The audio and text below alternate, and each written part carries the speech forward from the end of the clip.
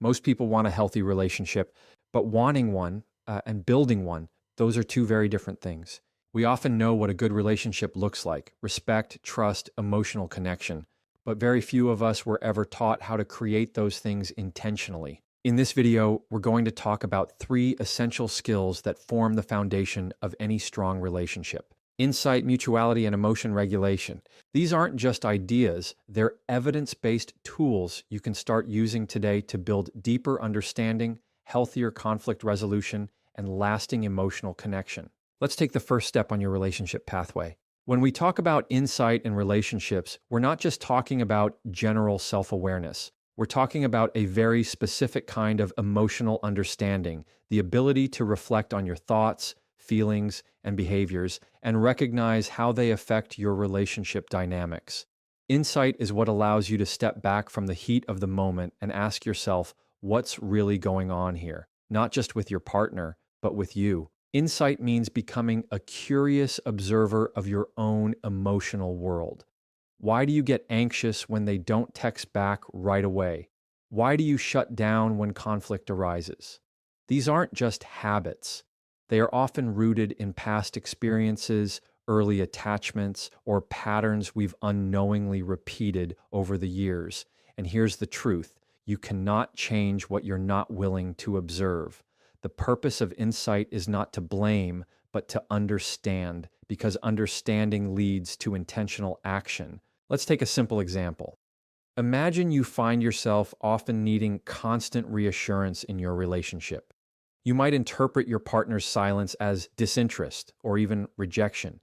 If you don't have insight, you might react impulsively, sending passive-aggressive messages or picking a fight just to get a response. But with insight, you'd notice the internal trigger first. You'd pause and recognize, this is my insecurity speaking. This isn't necessarily about them, it's about a fear I haven't dealt with.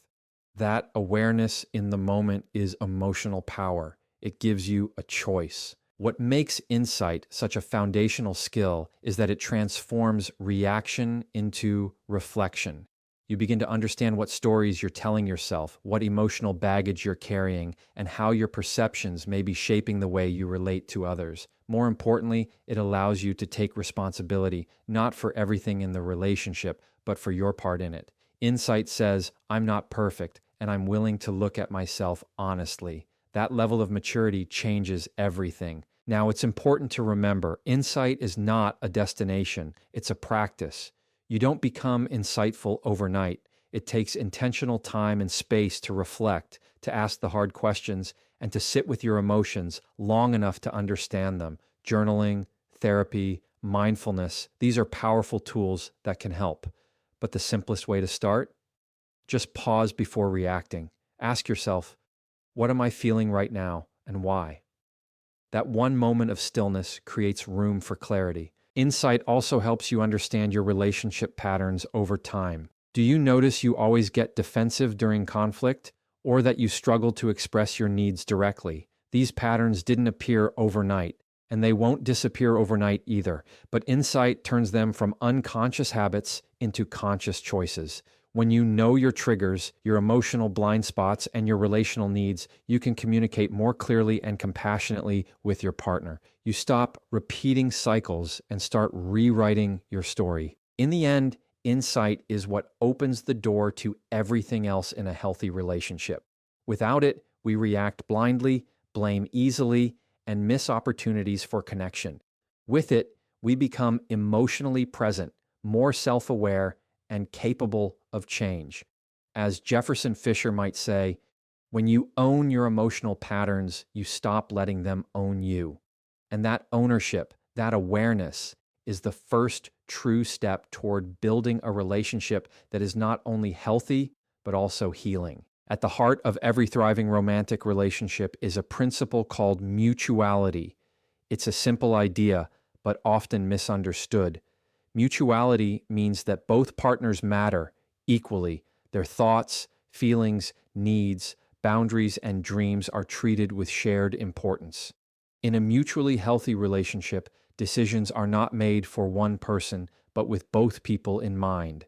Power is not hoarded.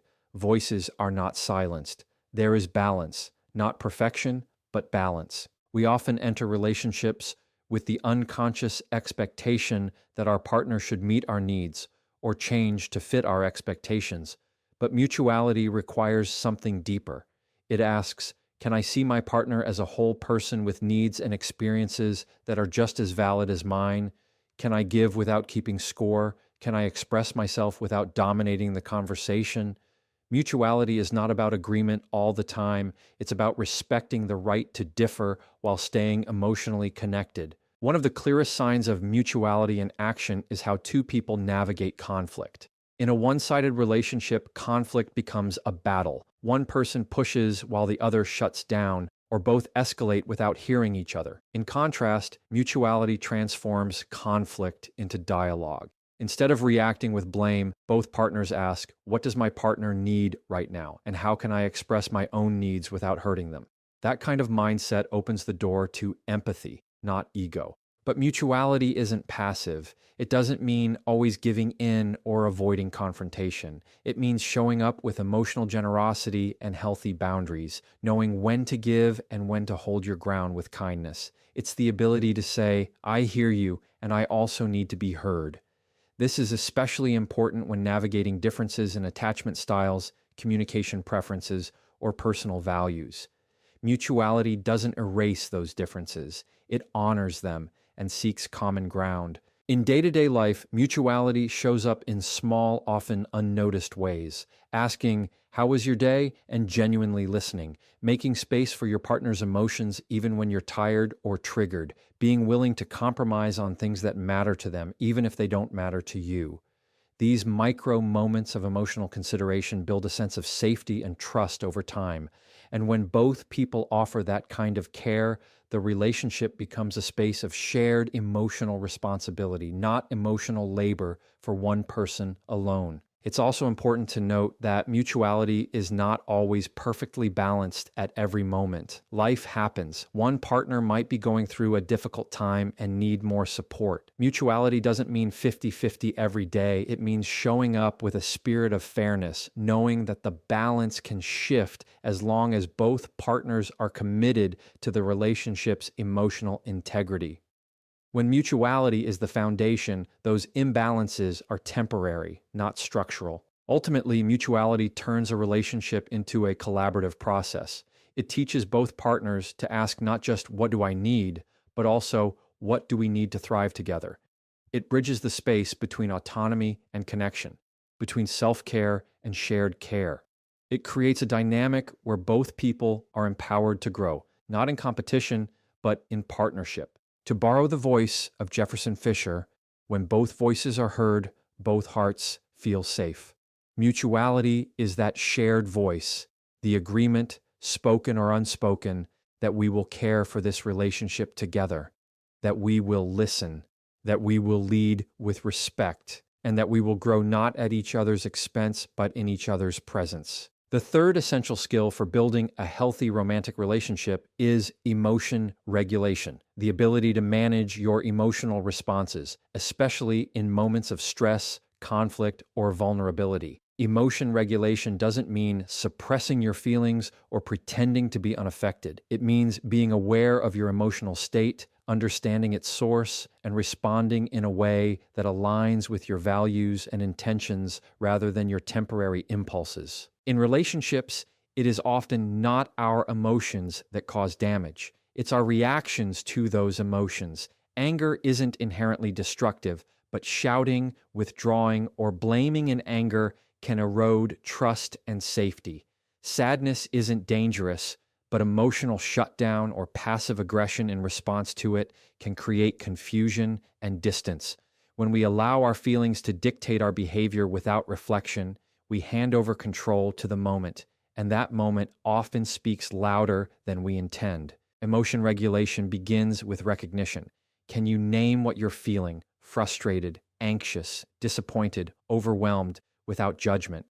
Most emotional escalations happen because we try to push away feelings instead of facing them with curiosity. When we pause and say, I'm feeling really tense right now because I'm afraid of being misunderstood, we immediately gain clarity. That clarity doesn't remove the emotion, but it puts us back in the driver's seat.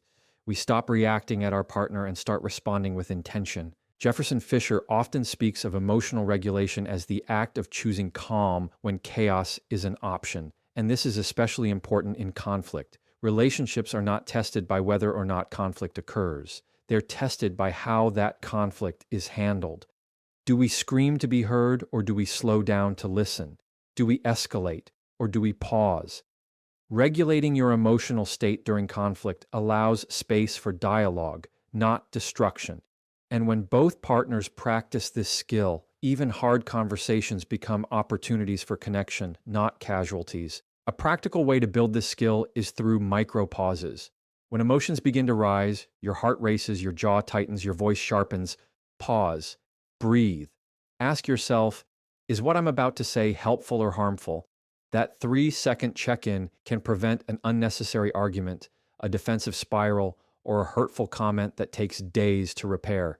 In those brief moments, you are not just protecting your relationship, you are honoring your own integrity. It's also vital to remember that emotion regulation is not emotional denial. It's not about being emotionless or always calm. It's about being conscious of your feelings without becoming consumed by them. When you're upset, it's okay to say, I need a moment to process what I'm feeling before we talk about this. That's not avoidance, that's maturity. It's emotional responsibility. And when practiced consistently, it fosters an environment of safety and trust where both people know they won't be punished for expressing hard truths. In the broader scope of romantic relationships, emotion regulation acts as the emotional anchor that keeps the connection steady. Life brings stress, external pressures, internal insecurities, moments of miscommunication. Without emotional regulation, these stressors pull partners apart.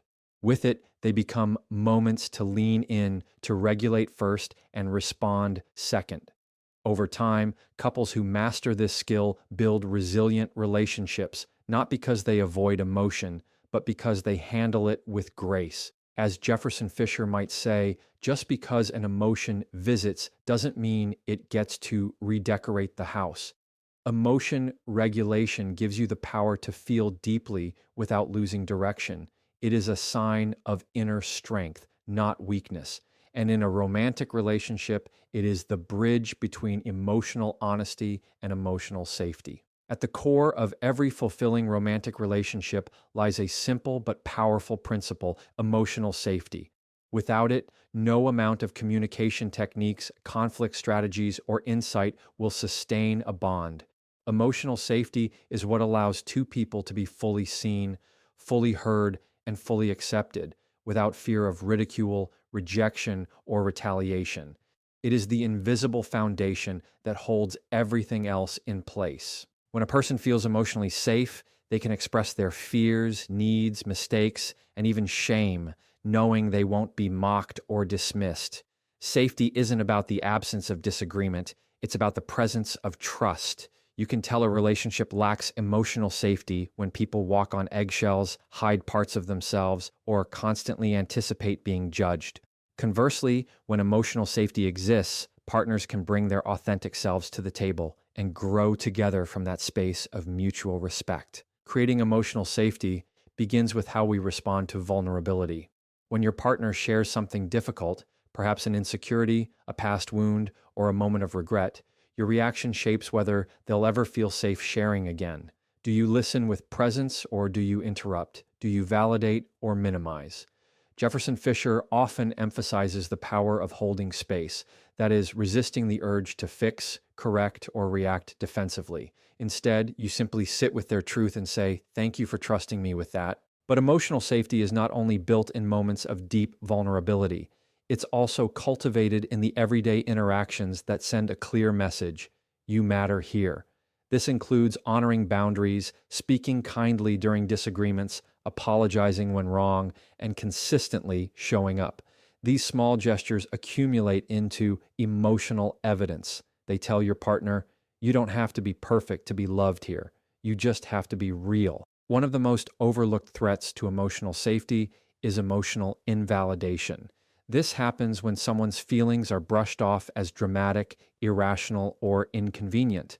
For example, if your partner says, I felt ignored when you didn't respond, and your reply is, that's ridiculous, I was just busy, you may be technically right, but emotionally dismissive. Emotional safety doesn't require that you agree with every feeling. It requires that you respect the right for that feeling to exist. You can say, I didn't mean to ignore you. I hear how that made you feel, and I'm sorry. That response preserves safety. It invites connection. Building emotional safety also requires repairing quickly when safety is broken, because it will be. We're human. We snap. We misinterpret. We get tired. But the real test of a safe relationship is not perfection. It's the willingness to make repairs without defensiveness. A sincere apology, a calm tone, a gesture of reassurance. These small acts help rebuild the bridge every time it's shaken. It's worth noting that emotional safety must be mutual. You cannot demand openness from your partner while punishing them for what they reveal. Likewise, you can't ask for honesty if you're not willing to hear hard truths with grace. Emotional safety is an agreement. I will make this space safe for you, and I trust you'll do the same for me. When this agreement is honored consistently, the relationship becomes a space where intimacy, trust, and emotional growth naturally unfold. As Jefferson Fisher might put it, a relationship isn't strong because it avoids conflict. It's strong because both people feel safe enough to bring their whole selves to it, even when it's hard. Emotional safety is the soil in which all other relational skills take root. It allows insight to be shared, mutuality to thrive, and emotion to be regulated, not out of fear, but out of love. Trust is the emotional backbone of every romantic relationship. It is not just the belief that your partner will remain faithful, it is a much deeper confidence that they will be emotionally present, honest, respectful, and accountable over time. Trust is built slowly and broken quickly, and its presence or absence can define the long-term success of a relationship more than almost anything else. At its core, trust is about predictability through consistency. It's the idea that your partner will show up in the way they said they would, even when it's inconvenient or unglamorous. This doesn't mean being perfect. What it means is being reliable in your character, that your words match your actions, your apologies lead to change, and your values remain steady even when tested. In the absence of consistency, doubt begins to grow. And once doubt settles in, love alone is not enough to repair what's been lost. Contrary to popular belief, trust isn't just something you give or earn once. It's something you build over and over again in small moments. When you remember something important to your partner without them reminding you. When you tell the truth even though a lie would have been easier. When you show patience in a moment of frustration. These moments don't always feel big, but they add up. Over time, they create what psychologists call trust capital, a foundation of faith that your partner can draw upon when life gets hard. One of the most damaging forces to trust is emotional inconsistency. For example, when a partner is affectionate and available one week but distant and critical the next, it creates confusion and anxiety. It signals that love is conditional, dependent on mood, circumstance, or compliance. In contrast, emotional consistency builds trust because it communicates, you're safe here. I'm not going to change who I am based on what you do. This doesn't mean suppressing emotions. It means owning them, managing them, and communicating them clearly. When trust is broken through dishonesty, betrayal, emotional withdrawal, or repeated negligence, it requires more than just an apology to repair. It requires transparency and time. Rebuilding trust means inviting accountability, not resisting it. It means allowing the hurt partner to ask questions, to express pain, and to set boundaries. Too often, the person who broke the trust wants to move on quickly, saying things like, I said I'm sorry, why can't we just move forward? But real trust cannot be rushed. It has to be re-earned with consistent behavior, not just remorseful words. At the same time, building trust also requires the ability to receive it. If you enter a relationship with unhealed wounds from the past, betrayals, abandonment, emotional neglect, it's important to be aware of how those experiences might shape your perception. Sometimes mistrust is not about what your partner has done, but about what someone else did before them. Insight and emotion regulation help here. They allow you to distinguish between real relational threats and past emotional echoes. When trust issues arise, asking, "Is this about now or is this about then?" can make all the difference. Ultimately, trust is not about control. It's about emotional freedom within commitment. When trust is present, both partners can breathe easier. They can disagree without fear, grow without suspicion, and love without performance. Jefferson Fisher might say, "Trust is built in quiet moments when no one is watching, but you choose integrity anyway." That's the essence of trust.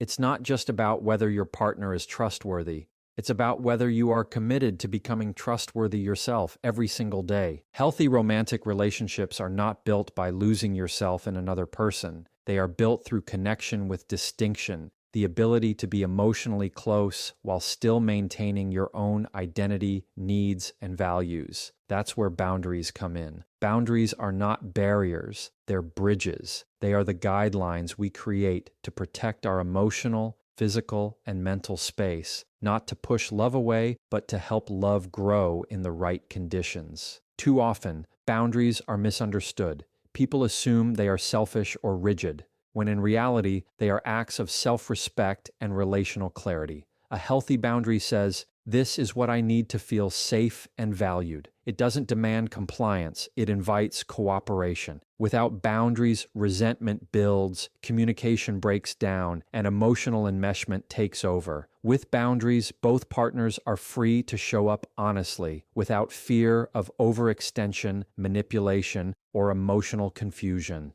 A common sign of poor boundary setting is overfunctioning in the relationship.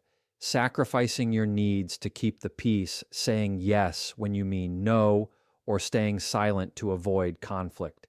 These patterns are often rooted in fear of abandonment, of disappointing someone, or of being seen as difficult.